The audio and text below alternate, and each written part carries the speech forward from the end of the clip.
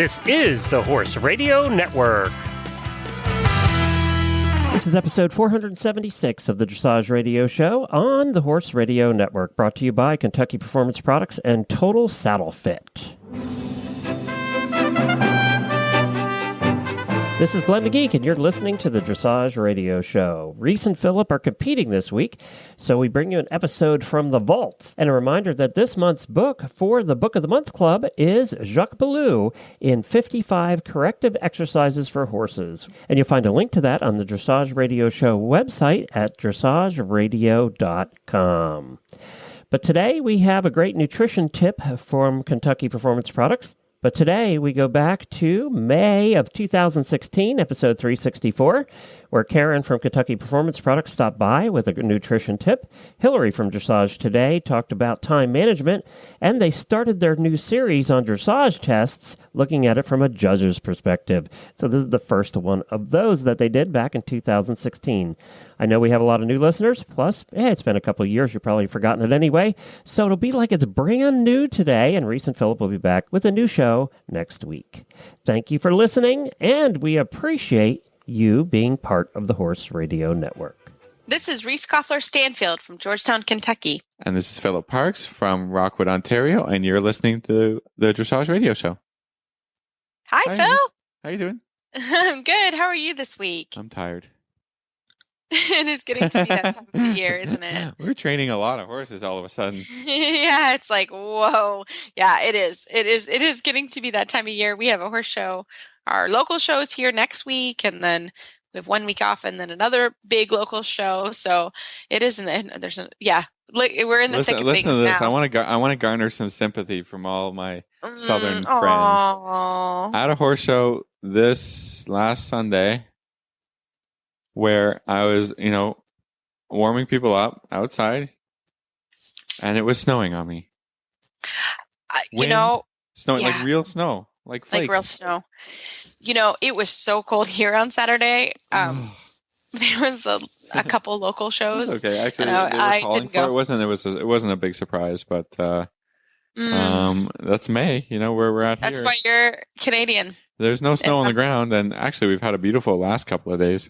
But I don't know why. We have not. It was so cold here last week. I felt so bad for everybody. I really did. I thought, oh my God, I don't know how they are doing that. So yeah.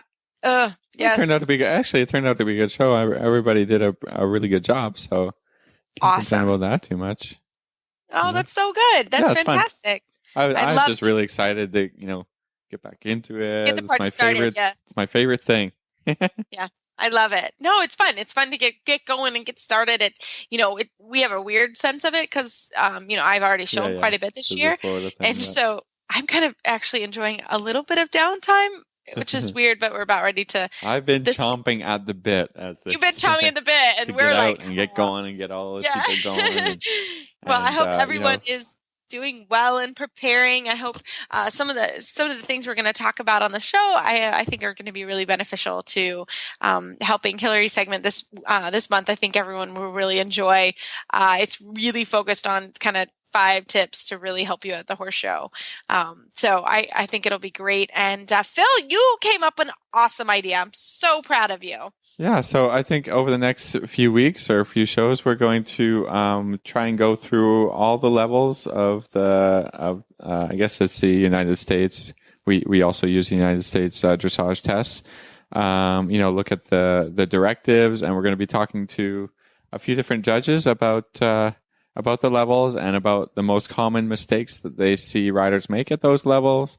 And hopefully, help people, even if they don't show these specific tests. I think, everybody's got, same sort of system of classes and tests. So, we're going to go, thinking over the summer about competition a little bit more than training and see if we can come up with some things that are going to help people improve their scores, basically.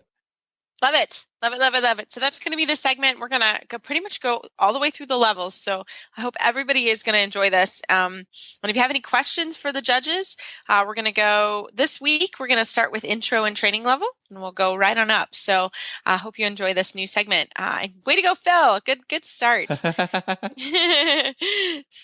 Phil, right after this commercial break, we're going to come back with our favorite guest of the month, Hillary Moore Hebert, and she's going to talk about 5 things that you can improve at your horse show, especially in regards to time management.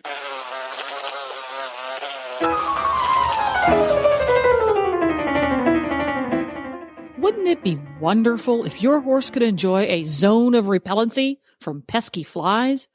Well, he can with EcoVet.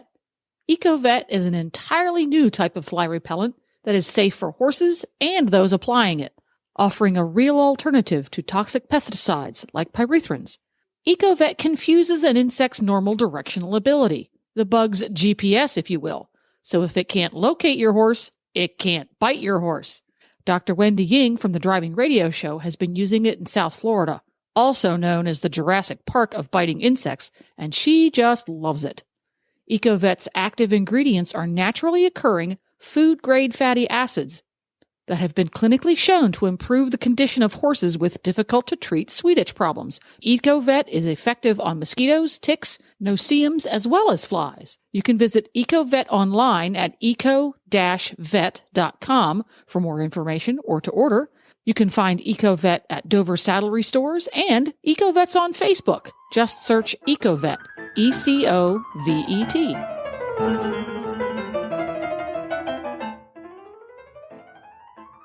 Well, we are all so excited for our favorite segment of the month. Hillary Moore Hebert, our contributing editor from Dressage, today is on. Hillary, welcome. Hi, guys. How are you this month? I'm doing very well. And actually, I'm calling in with you guys. I'm headed off to a show with an FEI horse that I am very fortunate to be riding right now. But we are a couple weeks out now from the first show we went to. And I thought it was interesting for all of your listeners that this is the first year that I had a baby in tow. Yes. And so I learned some things that I think will relate to anyone, actually, whether or not you have children or whether or not you show. There's a couple things that I learned. And so here are my tips that I have. I have 5 tips.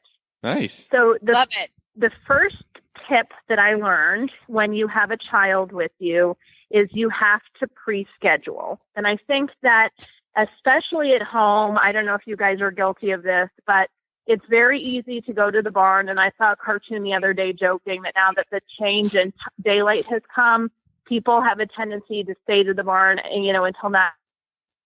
And I think we think that there's a lot to do there because we can always come up with things to do. But really, you can become very efficient in your riding. And the reason that it's important is because you can get into a place where you dilly-dally, so to speak, and you're talking with your barn mates or you're at the show and you think you have all this time, but you're not using as much time as you should. And I think most of us are guilty of this, thinking about and executing the ride properly. So, for example, you get to the point where you suddenly realize you only have an hour left or you have half an hour in your warm-up left and you're panicked and you haven't even thought about how you're going to approach the ride. You kind of rush through the warm-up and you're doing everything to make sure you're done by a certain time, as opposed to scheduling so that the most important part of everything is planning and executing the ride. Yeah, no, I think that's, I have to be honest, I had to learn to do that when I became a trainer or when I had multiple people going to a horse show. Because I for the longest time, it was my sister and my mom and my sister and I usually rode similar times and there's similar classes. And the next thing I know, like I've got to do that. And then I've got students or people that I'm helping or whatever. And, I got really kind of, I figured out how much I was actually dallying at the horse show versus now I have a pretty schedule, I have to be here at this time and here at this time. But I think it's always a good thing to remember. And horses are supposed to be fun. And I think it's good. But I have a rule myself personally that 1 hour before I'm on whatever horse I'm showing, I'm not available. Because that is my time that I need to make sure that and every trainer is different and every rider is different, but 1 hour before, I need to make sure that I'm back at the barn and that I'm doing what I need to do to get ready, mentally preparing, maybe eating, just certain things where you really take the time. I don't know about you, Phil. What do you do? I carry a little piece of paper that tells me where I'm supposed to be at what exact time. And then, even though you think you can memorize that sort of stuff, I find myself always sort of looking at that little piece of paper, because whether I'm showing myself or even just a day at the barn, you have to, get things going, right? Right. Being efficient, like Hillary said. I mean, you can spend all your time sort of, tacking up, making sure the horse is super brushed or whatever. And then all of a sudden you didn't schedule to have a full ride. So right. I think whether I'm just at the barn or whether I'm at a show, I have to say, okay, tacking up takes 15 minutes or, and it cannot take longer than 15 minutes. And I can't just go and, have a coffee. Some days I do, but, at this point of the year, it goes from, whereas, pretty busy in the winter, but then it goes from pretty busy to you have to get things done. I've got, lessons to start at 3 p.m. Those people, are priority. The riding has to get done. I can't, be halfway done riding a horse and then somebody shows up or I've got a lesson to do. And that's not fair to other people who have scheduled to come or to have me at their place or whatever. So I think that's part of being, like you said, being a professional. But I think it can help people even if you're just a casual rider, an amateur rider, or whatever, schedule the time to be riding. Mm-hmm. And then if you have extra time afterwards, whatever, you can do whatever you want, talk, chat, whatever. But if you don't think about it and just say, okay, I got to ride here, then like Hillary said, you're just not going to get your ride in, or you're not going to get a full ride in, or you're not going to get what you actually needed to accomplish done for the day. So think about prioritizing things. And then if you have free time, go ahead, do whatever you want. But or your instructor can hear you chatting with your barn mates and knows that you're going to be late for your lesson. That which I cannot my take. students are guilty of quite a bit, and I'm always on their case about it. Well, this is for every student. I mean, sometimes we can be late and we as instructors, because you have 3 of them on right now, sometimes we understand, you're at an appointment or something, it runs late or whatever, but and I'm with Phil and Hillary, I'm sure you're the same. This time of year, we are literally slammed. So it's like, if you're late, I actually just had someone late. I had a 5 to 6 o'clock lesson and we had to be on the air at 6. And it's like, I'm sorry, I have to be out literally at 2 minutes till 6 o'clock. I'm out of the arena. Yeah. And if you're late, I'm sorry, but you're going to, so, and again, it happens and we all know that, but certainly chatting with your barn mate is going to, make me go insane. Well, I'm just going to charge you. It's like, I'm going to. But again, if you're having a lesson, I want you to get it. Everybody wants to get you learning things and doing things, and spending the entire lesson because you're a bit late, just doing a warm up, and then we're finally ready to get something done. I feel like, you've sort of wasted your own time and my time with you, and it's not that I'm really mad that you're super late. I'm just mad that we want to get stuff done, right? And we're all motivated by that. I like it. And having a baby is even harder. And Hillary, as you know, Dr. Anna, who comes on the show, she also just had a baby. So it is a huge event for her just to come for a lesson. Like, it is a team effort to get her here to ride. Mm-hmm. It is hard when you have a little one or children. So, I really hats off to all the moms out there and dads, because it is very hard. So, yeah. So what's tip number 2? Okay. So tip number 2 is actually, we touched on a little bit. How is it that you plan accordingly so that you aren't late? There's 2 ways that I do it, because now having a child, I double the time I assume it takes for everything important to do. So if I think I can tack up a horse in 15 minutes, I set aside half an hour. If I think it takes 45 minutes to drive to the show, I assume it takes an hour and a half. I set aside double the amount of time so that if something goes wrong, for example, you run out of, oil or something and your car breaks down on the side of the road, you have time for someone to pick you up. You have something where your boot breaks, you have the time to get that fixed before you get on. always double the amount of time it takes to do something that's important so that you have enough time and you're not rushed. I love That's a good one. Yeah. Yeah. Just that's a budgeting really good the right amount of time. Yeah. I have this trouble with driving distances. Because, I say, it takes me an hour and 15 minutes to get here or there. And then I'm surprised that it doesn't. But, I always budget like, on a good day, then it takes me an hour and 15. On a bad day, or just, something little happens. Yeah. And then I'm behind. So, I've got to take that tip to heart a little bit. Me too. I have to take that one to heart too. That's hard. It's hard. Yeah, because more times often than not, that it actually just takes even if it's 10 minutes longer, I should be budgeting a little extra time. So thanks for that one, Hillary. Yeah, I like that one. How about number 3? So once you have your schedule, then pack according to the day. So what I do is I lay out everything that I need and I go through everything that I do for the day and I check off that I have everything I need based on what I imagine is happening. And this is really helpful because you get to the point where I do this all the time. I will do something like I go to the horse show from the hotel and I have a habit of putting on my show clothes before I go. And then that way I have less to worry about, except for like 1 time out of 10, I forget to bring anything else. And it's like 1,000 degrees out and I am then stuck in my show clothes until I get back to the hotel versus being able to change into like a loose pair of pants and like a comfortable shirt. So if you go through your whole day, once you set the schedule out, you can sort of say, okay, what happens after my ride? Am I going to need something that's warmer because I'll be cold or, vice versa? Will I want to make sure that I have a different pair of shoes? What is it that I need when I'm riding in terms of my tack and my apparel so that you make sure that you have everything? And I think that that's really helpful because it can get down to the point of saying, okay, when we go out to dinner, I might want to have a jacket and you have everything packed either in your truck or trailer or in your car.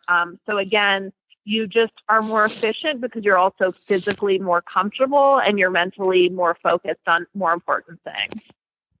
And you're not nervous. I mean, the worst thing is if somebody's like, where's my sock tie? And then everyone's running around or whatever it is. Like, where are my riding pants? Okay. Like it's, somebody's trying to get ready and they're looking for their pants and you're like, are you, what, what is happening? And so that, I just think it really helps your nerves if everything's laid out, but I'm a little OCD on that one. I lay them out the night before. Yeah. I have to do it the night before because otherwise I can't sleep. I'm a little weird like that. I've sort of done exactly what Hillary said, and the trouble is that sometimes I'm very fortunate, and Reese is too, that we're very close to the horse shows, and I can go home. But if I need to.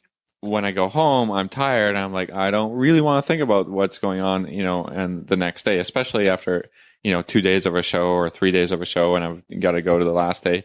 I have to come home, put everything that needs to go in the wash or whatever and pack for my next day. Otherwise, I don't sleep well or, and then if you don't get enough sleep, then you're not feeling good at the show and it just starts to compound the problems. And I think, definitely pack not only what you need for the show, but like Hillary said, pack what you need for the day. Yeah. Always throw a jacket in. That's what I've learned in Kentucky. In Canada, always throw a winter jacket in.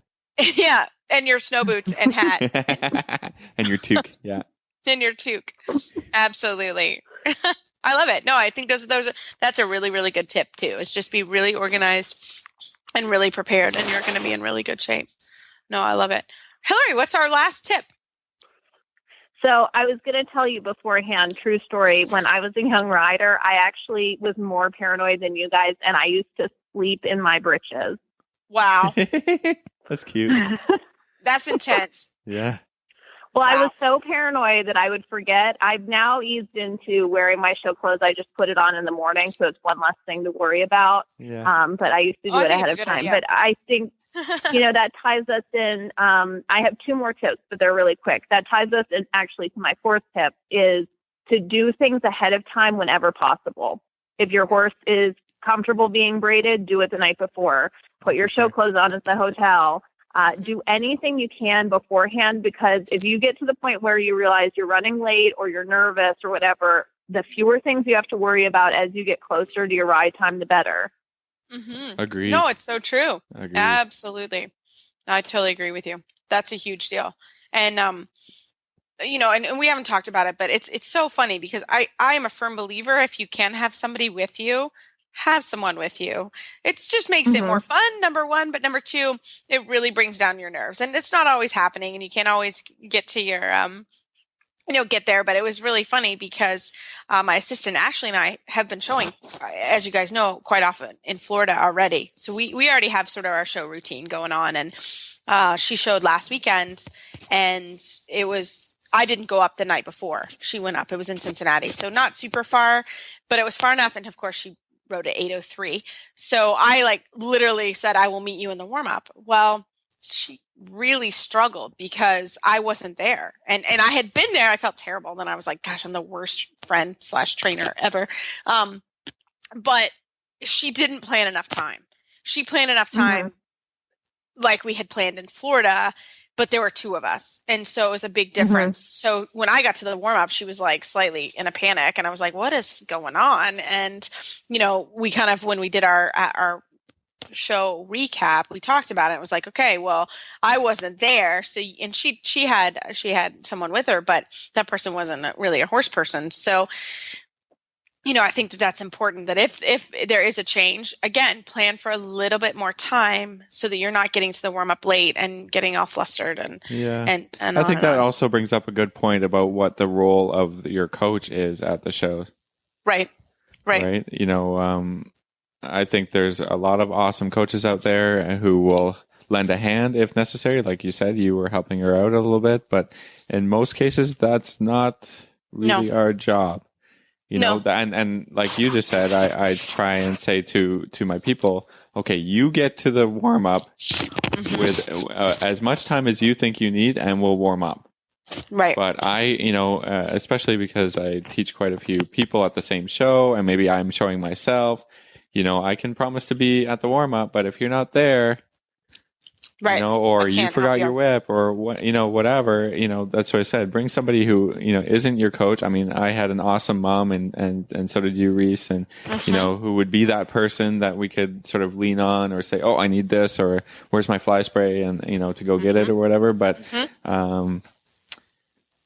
that's a coach is there to coach. I think that's a good point. But I think also, in the same respect, making sure that for people less experienced, don't be afraid to ask your coach for some extra help, so that if it's new to you, that they can help you. But that's even more reason, as you just said, that if you're more seasoned, that you don't expect that help, because your coaches have to focus that effort on people who are new to doing this.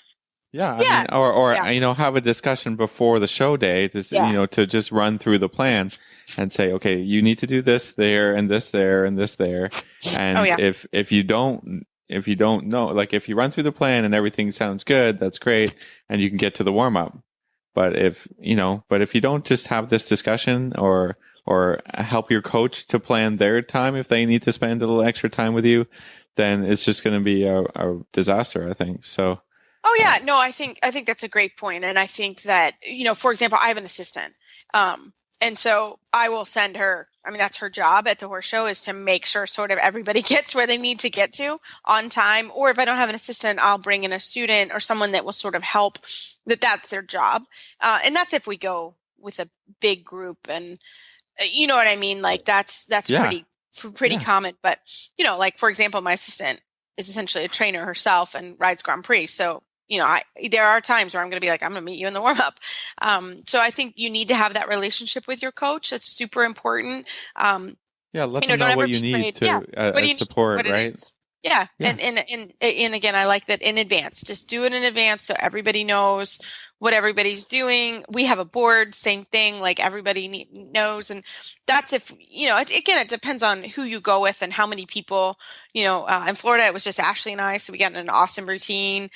Now that we're back home, the next show we take 7-8 horses, and that becomes a whole different sort of ball of wax. So, it just depends. But again, don't be afraid to ask for help. And, it sounds like all of us, we're pretty we have to be organized when we go to the show, or it just doesn't run well. So that's the time ahead of time. If you don't know or you don't, just ask, and hopefully your group and your team is happy to help you and be a part of it. So yeah, love it. Hillary, how about your last one? Okay, so my last tip, I hate to say this, but I have to say this because for some people it means that you have to spend money. But having been pregnant, I've actually run through 3 pairs of tall boots. I've gone down about 6 pant sizes, and the difference in equipment fit is everything. And I had forgotten that because I'm at a place now where, I have my boots are custom made and I sort of ride in them so often they're broken in perfectly. And, I have my saddle and everything's fit by the sitter and everything. But because I was changing size and fitness so quickly, I couldn't really easily catch up. And so I had a pair of tall boots that, were very loose in the calf at one point before I fit into my old ones. And so my breeches were kind of fitting a little bit wrong. My boots were fitting a little bit wrong. My saddle couldn't be fitting exactly because I just was changing size in literally every inch of, from my feet down to my toes. And it really did not help my riding as much as good fitting equipment did. As soon as I had a pair of boots that actually were attached to my calf, I suddenly felt the horse on my side. I was able to sit the trot better. Just everything worked better. And so it's something where I hate to say it, but, I really am paying attention to that because having the right equipment, I feel like I'm riding another 10, 15 percentage points better when I'm doing a test or the equivalent at home when everything is right. Yeah, no, I think that's really a good point. And I think this is still kind of early in the show season. And I think it's important to put everything on before you get to the horse show. So if you have gained a little bit or you lost a little bit or whatever it is, you want to feel good in what you're doing. And, thankfully there are enough sales and deals online that you can kind of, if you need to buy a new coat, get a new coat, but feel comfortable. It's sort of like everything, it's if you're going to an event and you have a dress you really love, or when you're getting married and you have a beautiful dress, you feel great. And I think that there's a really good point to that. And you need to feel comfortable in what you're wearing, and you need to feel proud, and you need to, if it doesn't fit right or it's tight or you're uncomfortable, it doesn't work. And I think it's super important to throw those pants, only wear your white pants a couple times a year, throw them on, make sure they fit, make sure that everything's okay. For me, I hadn't worn a shad belly before in Florida for a while. That's the other thing. If you are going to the FEI levels and you have a young horse or a new horse, throw your shad belly on at home and ride around a couple times. To the tails. Yeah. Yep, that's a big deal. Good one. Those are really important things. It's super fun. We always take pictures when we get that ride. But no, I think that's actually a very good thing. And that's the other thing. Just make sure you have everything. Like at the end of the year, usually my hair nets are nasty, so I throw them away or whatever. Make sure at the beginning of the year, the first horse show of the year is always a mess because you're like, where are my gloves? Oh my God. And they're like, oh, I threw those away last year or whatever, whatever it is, that you have everything you need to have and you're ready to rock and roll. So I love it. Phil, Great. anything to add on the clothes I think that's fitting? super tips. Yeah. Yeah. I like your it all. boots. I think that's the one thing I did want to highlight.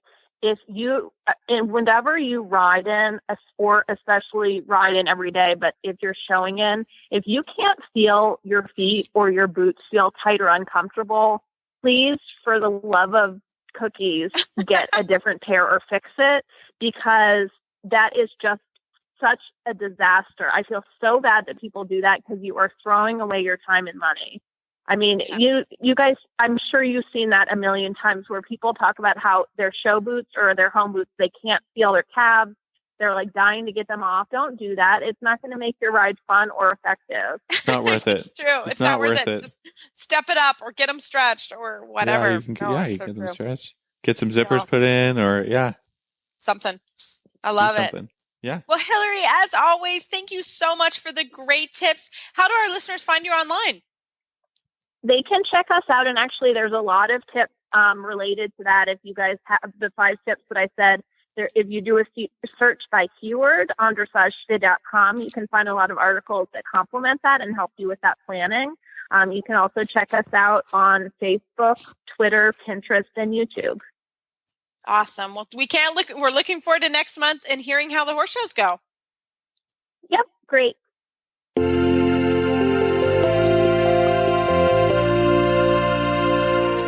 Dr. Rose's Remedies Skin Treatment Salve and Spray are 100% all-natural products.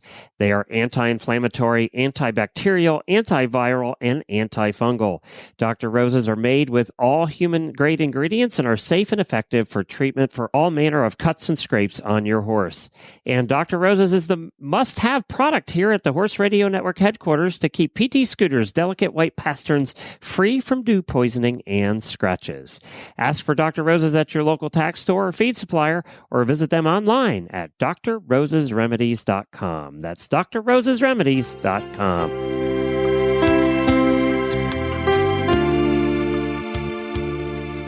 Well, Phil, this is also another favorite segment of ours. Karen Isberg, president and queen of Kentucky Performance Products, is going to come on and talk to us a little bit about how to deal with weight management, especially with wonderful spring grass. So I hope you enjoy. Well, I am so happy for our month's supplement tip to have KPP's president and queen, Karen Isberg, on. Karen, welcome to the show tonight. Thank you. It's really good to be here.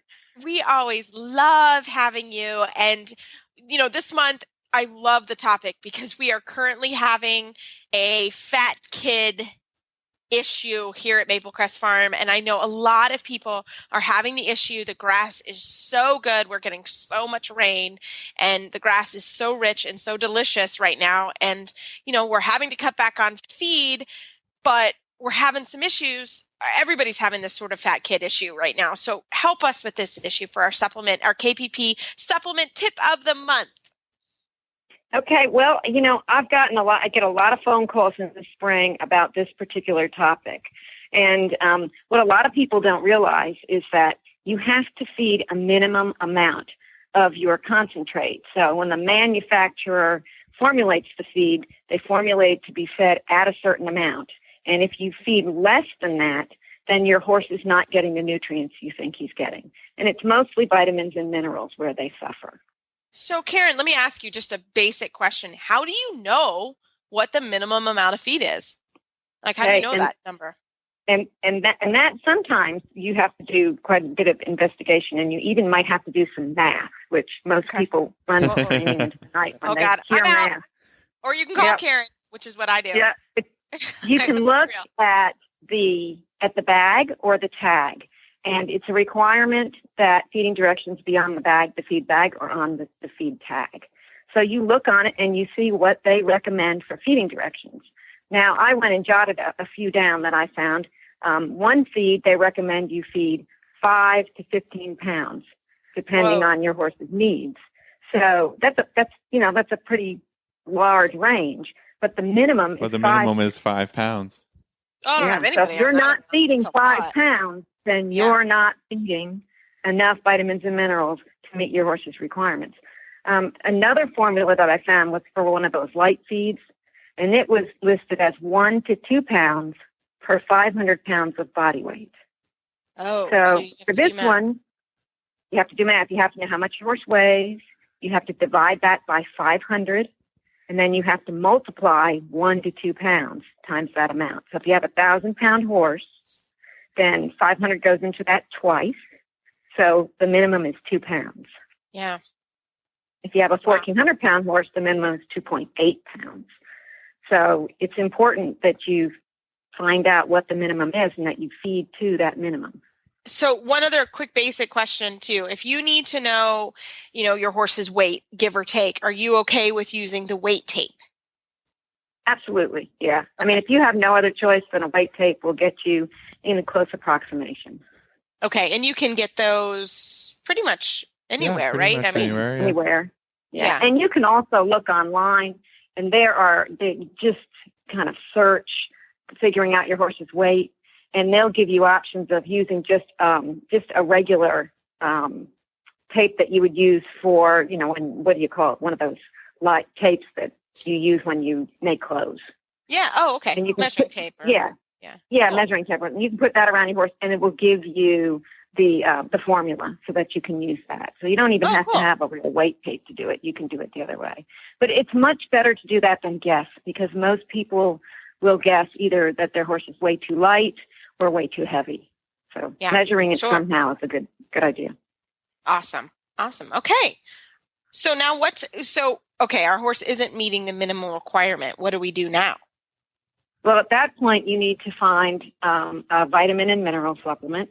And Kentucky Performance Products has one called Microphase. And it was developed for just this purpose. It was developed for horses that were eating less than the recommended amount of concentrate, or horses that were subsisting solely on pasture or solely on hay. Because, there's nutrients missing when you're feeding a single feedstuff like that. So in this product, you feed anywhere from 2 ounces to 4 ounces, depending on your horse's needs.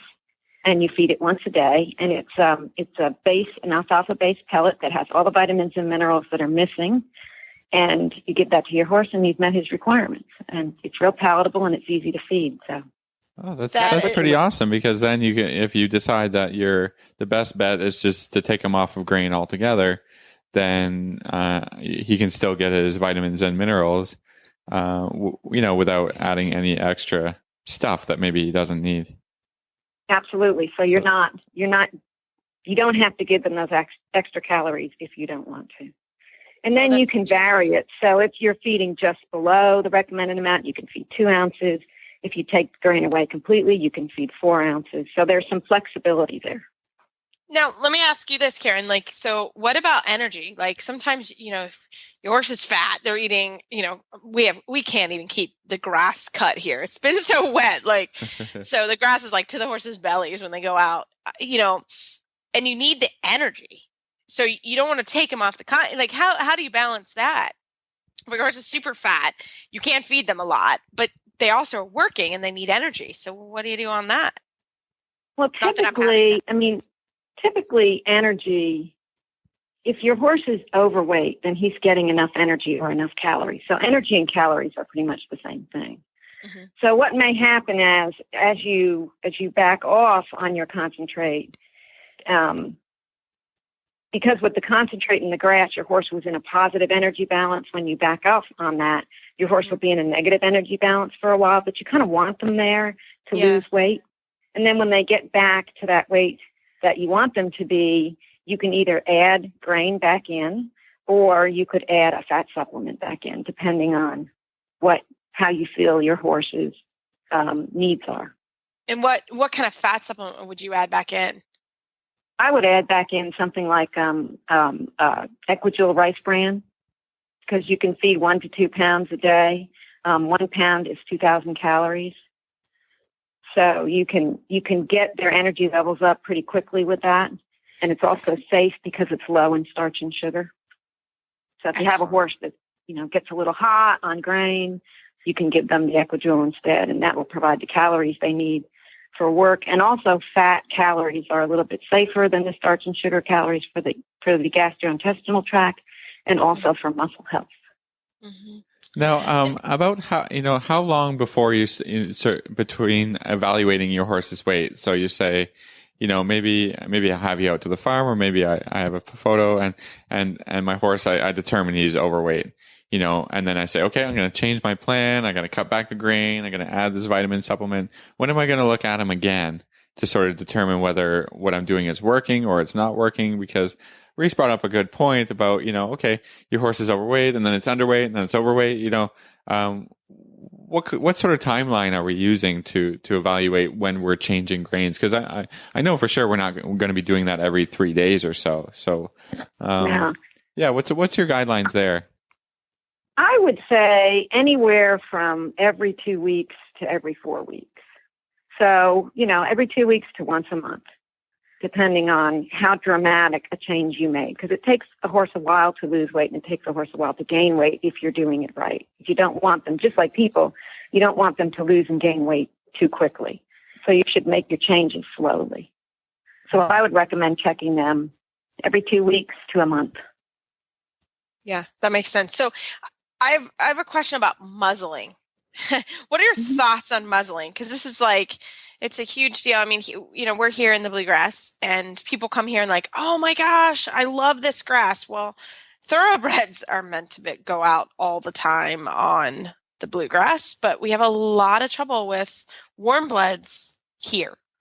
So how do you suggest? I mean, what are your thoughts on muzzling, or do you bring them in, or what are your thoughts on that?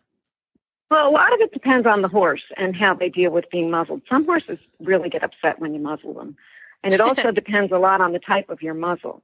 So if your horse is real upset when you muzzle them and all they're doing is walking the fence, then you might be better off to turn them out a half an hour 3 times a day, bring them in between, and feed them some lower quality hay so that they have something to munch on. One thing you want to be careful that you don't do is starve the digestive tract of fiber. So you don't want to put a muzzle on them where they can't get any grass at all, and leave them like that for hours and hours at a time, because that will cause ulcers, just like not feeding any hay. Most horses are very clever about getting grass through the muzzle, and they can actually get quite a bit. So if it's slowing them down enough, then I think the muzzles are fine. You just have to make sure they stay on. Yes. Yeah, some are really good. Those ponies seem to be amazing. Oh my God. Houdini I've got a artists horse about right now. that.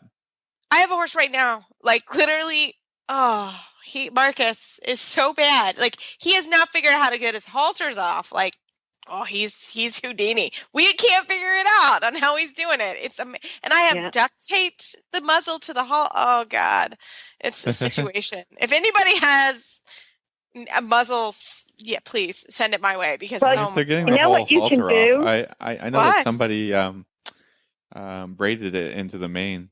Marcus, that'll work because the mane's a little bit longer. That you have a little ring. You put a ring on the top of the halter, and then you braid that into a piece of the mane, and that seemed to work one time on the situation. Yeah, that's exactly what I was going to recommend. You take 2 braids and then you braid them together, and then that's what you put your halter through. Yeah, and it helps a lot. I love it. The other thing is weaving your muzzle through your halter so that they can't just pull the muzzle off, and pulling it up tight enough. A lot of people don't pull it up tight enough. You want it touching their nose. Yeah, snug against the nose. Yeah, good point. Yeah, maybe these are all. I think it's pretty tight. Oh gosh, I was like thinking duct tape the other day, but then he got the whole thing off, so I was like, I'm out. I don't know. So I love it. I'm gonna try that tomorrow. I'm gonna try this tomorrow. So, well, Karen, as always, we love it when you come on the show to talk to us. And how would our listeners find you online? They can go to our website, which is kppusa.com.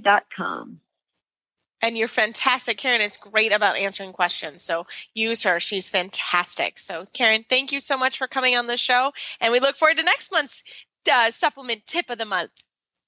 Well, you guys have a great time, and I hope that you can stay out of the rain long enough to do some riding, Reese. We hope so. That's when the indoor does come in handy, for sure. So thank you, Karen, and we'll talk to you soon. Okay, bye-bye.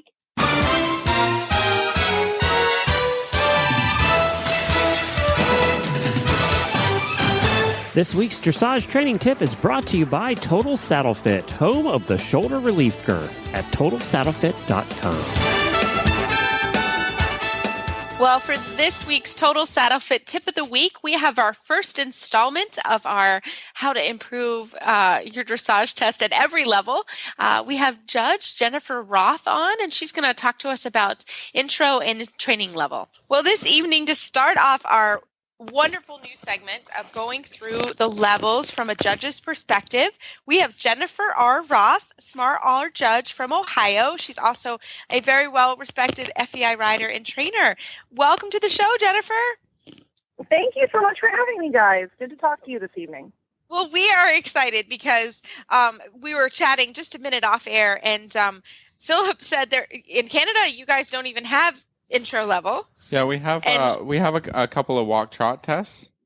We were just all saying also, I just pulled my book in from the car, and so I was just sort of going through it, and unfortunately I don't have any walk trot riders this year, so I was just saying that we didn't adopt the intro test. So I was saying to Reese the other day, oh, well, intro doesn't have canter, does it? And I guess, well, this is good. I need this segment. I need this segment, right? So it's going to be perfect for everyone.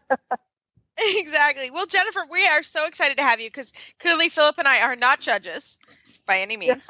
And we would love to just kind of get started and, talk about the purpose of the level, some of the common things that you see that are an issue. And we're going to start with the intro level. So take it away. All right, perfect. Well, I will have to say intro is one of my favorite levels from a judging perspective because it's a place where you can be super encouraging. And, it always seems like the person who gets a high percentage of the show is at intro. So I like to have, a good impact on horses and riders in this place. So the whole, and looking at the purpose of the level of intro, it's basically to introduce the horse or the rider to the sport of dressage. So it's a common place that you see people just wetting their whistles in dressage. Maybe they're coming from a hunt seat background, maybe they're coming from a Western background, or they're just starting riding in general. And this is their first attempt at doing dressage. So it's a great place, an encouraging place for them to be. Or you see the horses that are new to dressage. Maybe it's a good place for a trainer with a young horse to just get in the ring, get it some good experience, some positive show miles. So it's a great place for both horses and riders new to the sport to get in the ring for the first time. And basically it's to show an understanding of riding the horse forward with a steady tempo, making sure it's not speeding up, slowing down, going, fractiously around the ring, a nice steady tempo into elastic contact, and that the rider has independent and steady hands and a correct and balanced seat. It's to show proper geometry. It's the first time, of course, that we see a 20-meter circle or a center line or a diagonal. You're learning where the letters are, basically trying to get from point A to point B in one piece, and to show, correct bend in corners and in circles. So again, it's just a great place to start out. And I love giving big scores an intro if people are showing that they're on the right direction for how to bend their horse, what forward really is, not just running out of control around the ring. And it's also not crawling around the ring either. Doing good transitions. This is a place, they insist that you do walk into the halt for your salute. And that's to teach the rider not to just slam on the brakes and pull backwards, but you have to think forward into downward transitions. All the transitions are between letters. So you have plenty of time, to get yourself set up, to organize, to, take your time in the transition. And they're just nice, symmetrical, balanced, easy, relaxed tests that, like I said, introduce you to some circles, some changes of direction, some walk, what is free walk. And then with Intro C, we have just a touch of canter. So the canter transition, you do a 20-meter circle, you canter on the first quarter of the circle, and then you're trotting again before you finish the circle. So it's a great place if your horse gets anxious about going up alongside, or if you have a rider that gets anxious about cantering up alongside. You're cantering and then trotting in right on a curve. So it gives people and their animals a sense of control, even if there might not really be any, but it's a nice illusion to be able to get them into and out of the canter. When the things that I see go wrong probably the most for intro is the bending situation. Most of the time I see more beginner riders probably in this level than I do, more advanced riders bringing a younger horse in. So it's more the beginner riders that don't maybe yet have a clear concept of what bending to the inside is. They're generally, making a turn or making a circle by pulling their horse with the outside rein onto the circle instead of keeping the horse's nose looking in the direction of travel and using the leg to push them onto the appropriate, bend for the circle or the corner. The other thing that I very much see are geometry problems. If you look at the back of an intro test, their collective marks are broken up a little bit differently than other levels. They actually have a box specifically for geometry and accuracy, correct size and shape of circles and turns. I didn't know that. So it's we get to learn a lot, a specific. I know. I'm like looking at my test book too. I'm like, really? That's awesome. Really, there's a place just for geometry and accuracy. So it gives us as judges a good way to really isolate and point out to the rider, where their strengths and where their weaknesses were. It has, it's a rider's position. Maybe they sit beautifully, but their geometry was not really all there today. So we can tell them, you're sitting great, you're in balance, but you know what, your circles were a little bit the wrong size, or you need to be better bending on your turns, or, something like that. So it gives us, a better opportunity to kind of direct them where we want them to go. So accuracy is another big one. They're not quite sure where or how big a 20-meter circle is. And I really see that issue when you can tell people are used to maybe riding in the smaller ring versus the larger ring. Even though the smaller ring is still 20 meters wide, the distance between the letters, has varied. In a small ring, the distance from like K to E is 14 meters, where the distance in the large ring, the letters are 12 meters apart. So people haven't really looked at the math of it and really figured it out. But again, they kind of get in the general direction. You're bending sort of the right way. You're in balance. You kind of got from point A to point B. Good for you, cheerleader. Well done. And we really want Jen, people... I just wanted to bring up a quick thing is that you made a really good point, and I'm really glad you say it, is that judges in general want to give really good marks, don't they? I think people have the perception, sometimes when they go in the ring or when they get their test back, that the judges somehow enjoy being critical or, are afraid to give great marks. But I think when you sit down and you talk to most judges, and this is great that we're going to bring a few on into the show in the next few weeks, is that they're all sort of positive people that get excited about giving good marks and want to see, high marks on the scoreboards when you end up, at the end of the day sort of thing. Absolutely. I'm always looking to, give that 80%, and I want to do it. And what I try to explain to my clientele, when they get the judges' marks back and they're reading their test, it does seem like everything in the boxes, in the remark boxes, is negative. And what I have to remind people is it's not that the judge is being negative, but when we're educated as judges in this country, we are taught to explain to the rider why the mark wasn't an 8, 9, or a 10. Why did we remove 40% of your score and give you a 6? Why, we can't say good in the box when good is an 8.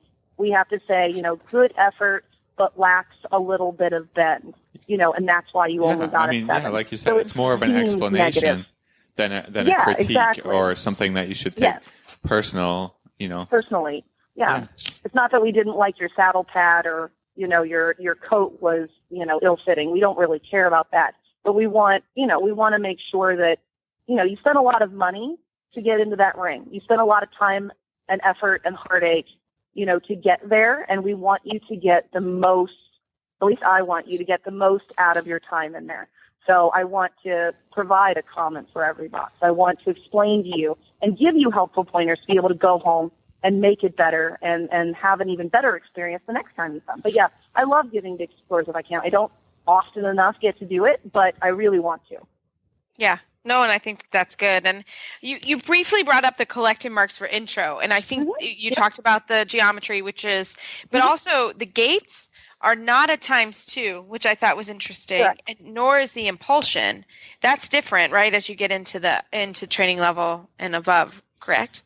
I have all my tests right in front of me. I know. I pulled the book out because I thought I didn't know that. I didn't know that those actually submission is a double score. So yeah, and because submission is the thing that we want to focus the most on, I guess, in intro. That's why it's weighted twice. But because again, rhythm and relaxation are the things that we look for as the basis of our training scale. So we want to see that submissive, relaxed, horse coming in the ring, enjoying its job with a relaxed, confident rider as well. And in talking about the gate score, go ahead. I'm sorry. No, sorry. I was just going to say that maybe in a moment after this thought, you could explain submission, because I think it can get confusing, at the different levels, where in intro submission doesn't necessarily mean nose on the ground or nose to the chest. And I think people get sort of super focused on that issue in the early test when it's not really that important.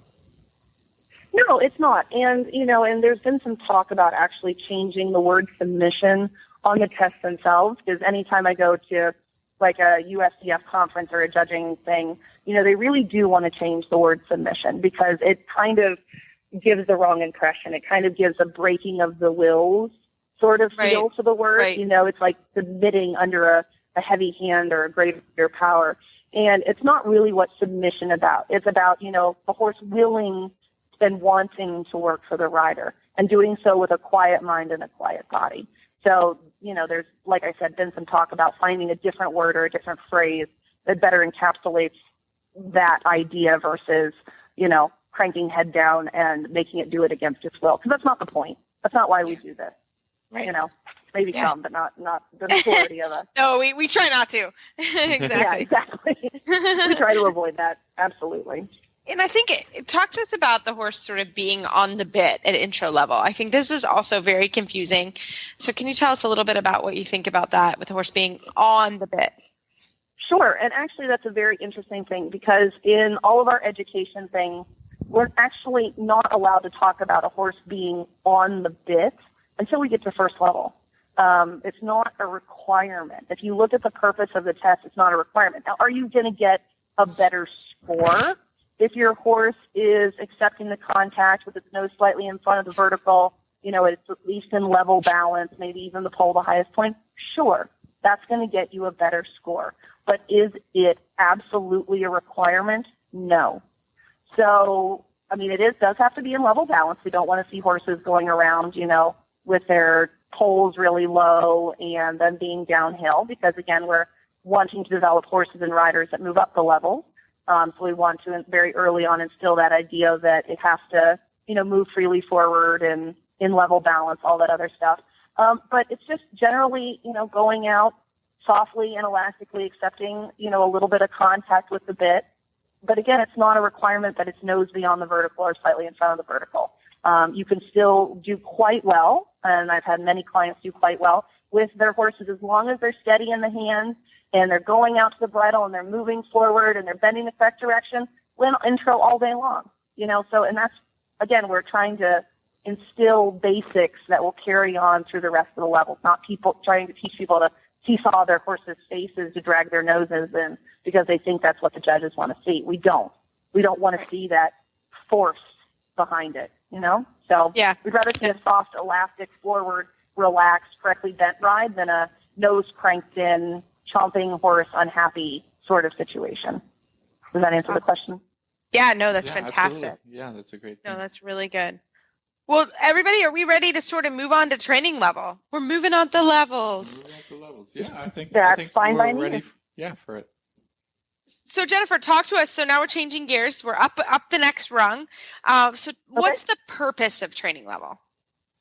Okay, so the purpose of training level is to, and this is something, again, they changed the test a couple years, 2015, and they revamped the purposes of the test, which I think is absolutely fantastic. So they added in the whole idea, the purpose of training levels is to confirm that the horse demonstrates correct basics. Now that's new, and I think that's a very good distinction to make, that the horse is supple and moves freely forward in a clear rhythm with a steady tempo, accepting contact with the bit. So again, it's that idea that, correct basics of thinking rhythm, relaxation, bending, stretching to the hand, being eager to going and finding the contact with a relaxed mind and body. Again, just a horse that you can see it is receptive to, coming in, doing its job, happy to help the rider, going around the ring in a clear and steady contact and being all squishy and happy. So squishy is not a real dressage term. Don't quote me on that. Right, squishy and happy. We like it. So what are some of the requirements movement wise, and now we're talking training level? Sure. I mean, it's again basic walk, trot, canter. No circles are smaller than 20 meters in both the trot and canter. All the training level tests have, walk, trot, canter, obviously both directions. They removed the stretchy circle out of training 1. And I think the reason the Lord. You're not the only one that thinks that way. Yeah, it was to make the gap between intro and training a little friendlier. People got a little, felt that throwing the reins away if they weren't quite ready was a little daunting. So, removing the stretchy circle kind of gives it a little bit of a warmer, fuzzier feel per se. But the stretchy circle is a requirement in both the training 2 and training 3. And again, there's no real movement. It's just, cantering a circle each direction. Training 3 has that loop, the gentle loop from the corner letter to the X and back. And that's just to demonstrate clear changes of bend that the horse is laterally supple. You go across diagonal. Again, the walk is a medium walk and a free walk.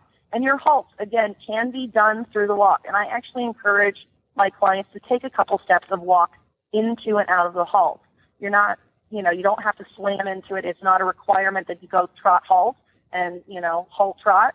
Take that step or two of walk to settle the horse and let it relax into it. Because, again, you want to be thinking forward into a halt transition, and then letting it take a walk step or two, coming back into the trot. So it's a smoother performance, keep things fluid. And again, it's just, on the bit is not a requirement. It's level balance. It's accepting contact with a bit, moving freely forward. Again, it's just the idea of not being constrained. Of course, if you want to get that 80%, your horse is probably going to have to be on the bit and be, a decent mover, a good mover. But yeah, it's not a requirement. But you have to be bending to the inside, to get a good score. Your transitions have to look fluid. Having a horse that is, appropriate mover for dressage is always a good thing. As a judge, where the first thing we look at is the quality of your horse. Our score starts with the quality of your horse. So if you have an 8 mover, you're going to start with a baseline 8. Now, if you do something fantastically, then your score can go up. Or if you do something not so fantastically, your score is going to go, down a bit. But if you're only starting with a 5 or a 6 mover, then it's harder to get, on those, some of the movements that require a good mover, a higher score.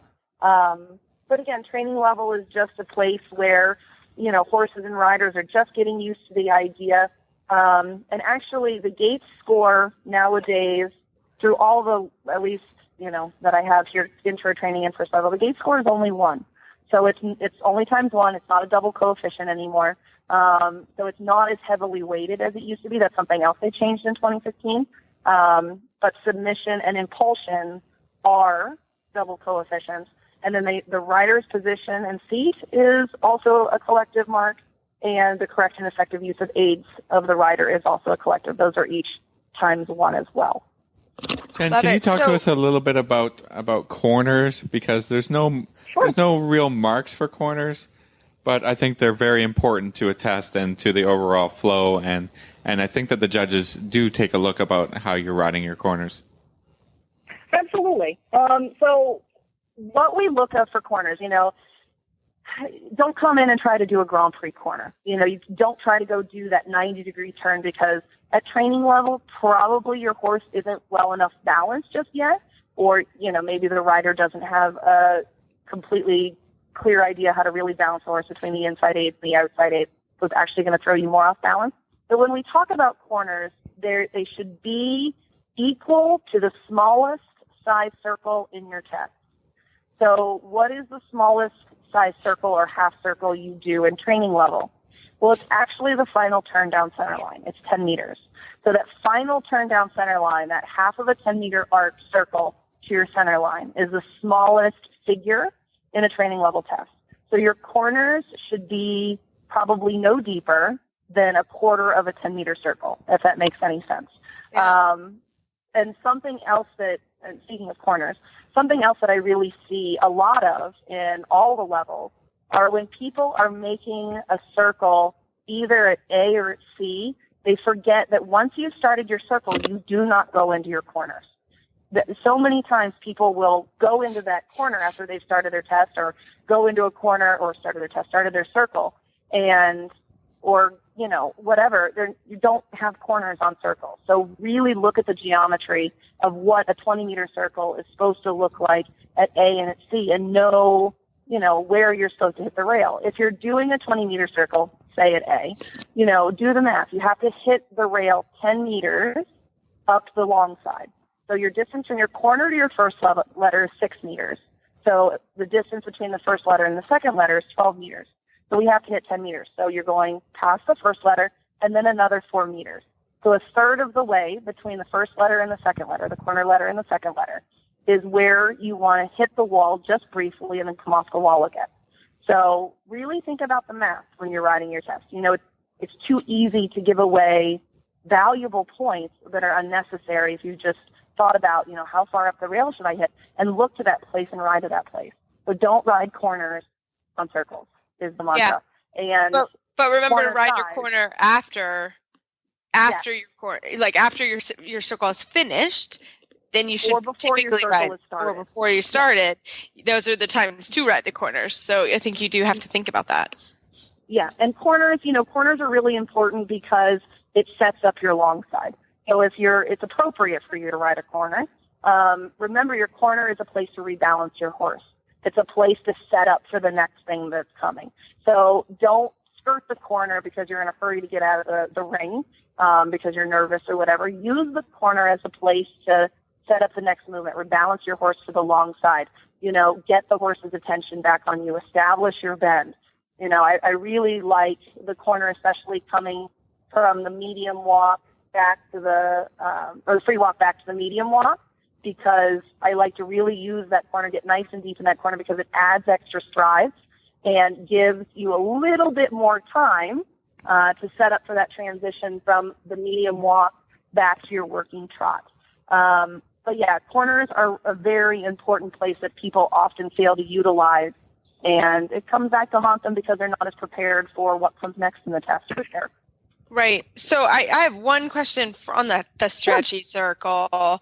The stretchy circle gets people all the time. Could you talk to us a little bit about that stretchy circle? Absolutely. We could talk for days on that stretchy circle. Yeah.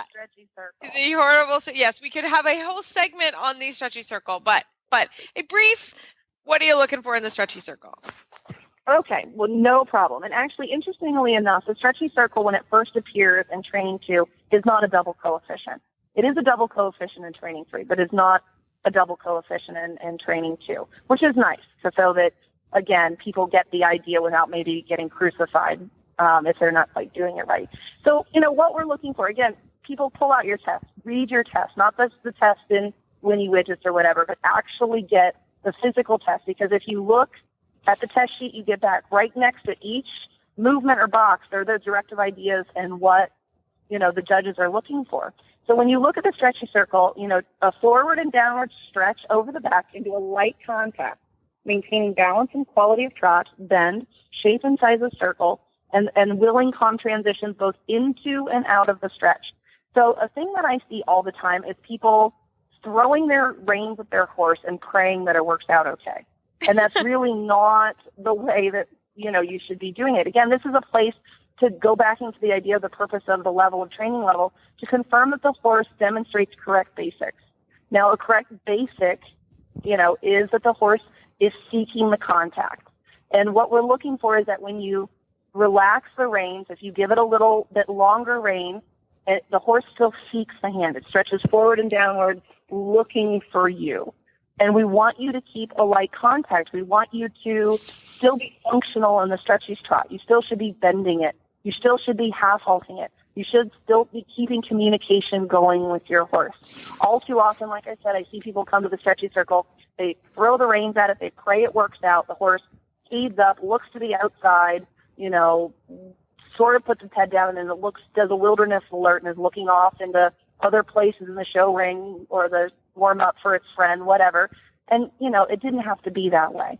So keep a light contact, play the bit, encourage the horse to stretch forward and downward, make sure the tempo doesn't vary. It can't speed up. It can't slow down. But like I said, the thing that I see the most of is just throwing the reins at it. Don't throw the reins at it.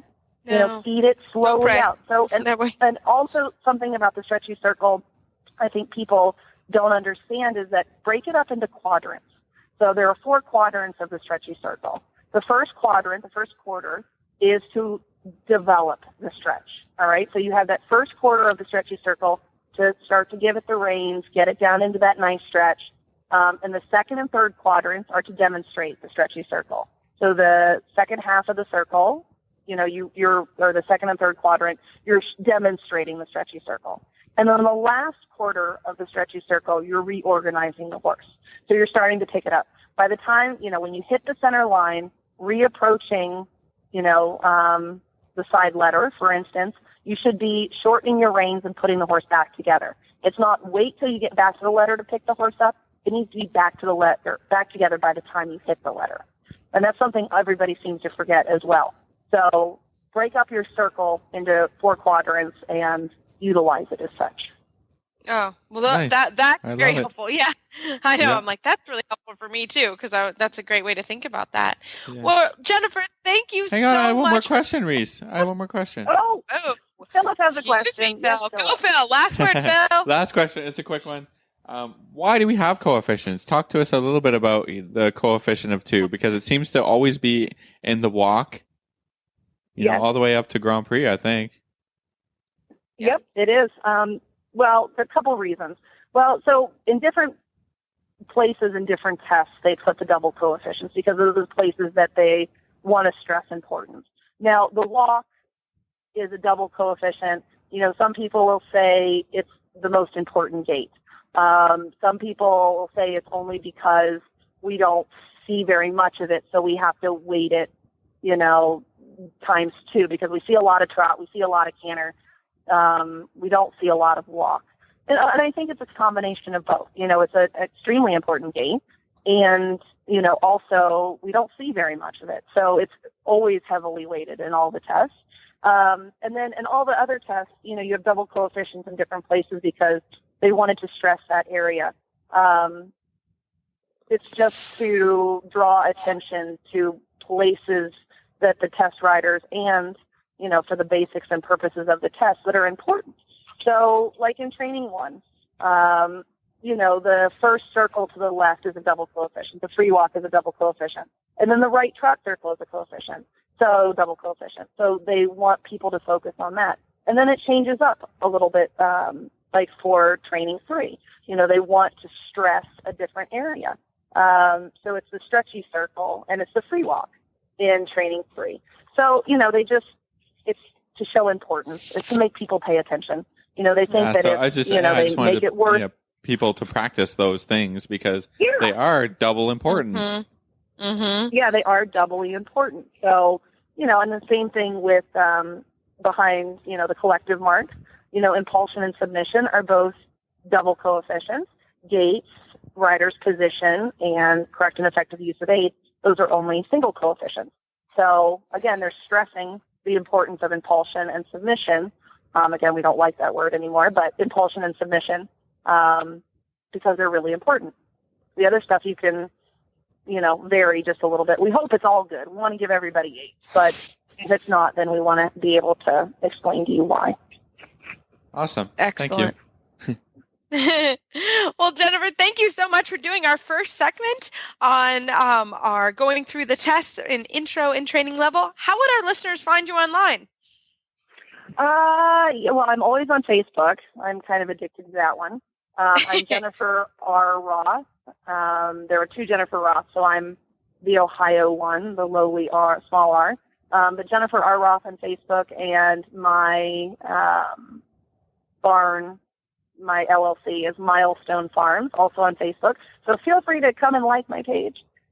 It's a bunch of cute pictures of ponies and ribbons. Awesome. And then, of course, you can email me. I'm revamping my website, so it is not operational currently because I was horrible and hadn't updated it since 2013, and a lot has happened since then. So I've been a better person and farmed that out to somebody who's not technologically impaired like I am. So I will hopefully have a website up and going here soon that people will actually find useful. But probably Facebook is the best way to find me.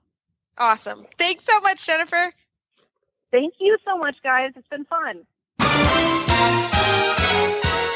This tip brought to you by Total Saddle Fit, the shoulder relief girth that Reese and Philip both love. And here's why. The saddle fit solution you have been waiting for is finally here. TotalSaddleFit.com is proud to introduce the Shoulder Relief Girth. This strategically shaped girth actually moves the girth line of your saddle back over 1 inch, thereby freeing your horse's shoulders from the saddle. Traditional girths pull saddles up against a horse's shoulders and often over the top of the shoulders.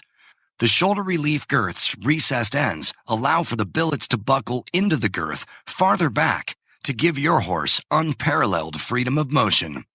We are so certain that your saddle will fit better and your horse will be more comfortable that for a limited time we are offering a 30-day, 110% money-back guarantee.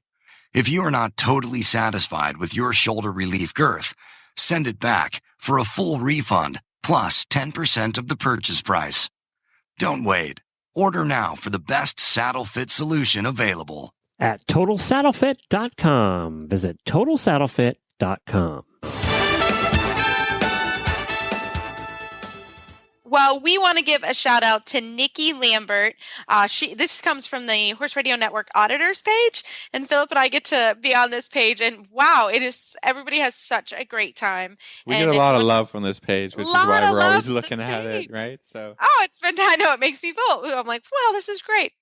But we also get some comments, and we also get, some ideas. So it's really cool. The auditor, you can become an auditor, go to the Horse Radio Network. It helps keep the programming going here at the Horse Radio Network, and it's really cool. But this comes from Nikki Lambert, and it's actually to multiple hosts: Jamie Jennings, Helena, Wendy, Reese, and Philip, and the rest of the hosts and guest hosts are beyond fantastic. I know I'm not alone in saying how much we enjoy what you do and offer to the horse world. You rock. Well, Nikki, thanks so much for making our day. And Philip and I love that made our day for sure. Coming on. So thanks so much for making our day. We love that. And we always love coming on and enjoying spending our Thursday evening with you guys here at the Horse Radio Network. And as always, you can find those show notes and links to today's guests on our website, dressageradio.com. Like us on Facebook, just search Dressage Radio Show. Follow us on Twitter at Horse Radio. My website is maplecrestfarmky.com, and my email is reese@horseradionetwork.com. The best way to find me is on Facebook, or my email is philip@horseradionetwork.com. I'd like to thank our sponsors this week for allowing us to put on a great show. And don't forget to check out all the other shows on the Horse Radio Network at horseradionetwork.com. Everybody, keep your heels down and your shoulders back, and we will talk to you next week.